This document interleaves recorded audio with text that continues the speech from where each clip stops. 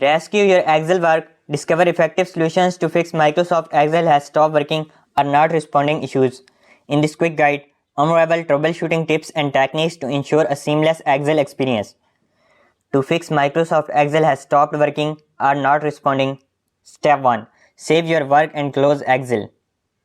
Step 2. Open Excel in safe mode by pressing Ctrl while launching the program. Step 3. Disable or remove any recently added plugins or add-ins. Step 4. Check for and install the latest updates for Excel.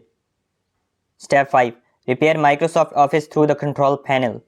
Step 6. Disable hardware graphics acceleration in Excel settings. Step 7. Run the Microsoft Office repair tool.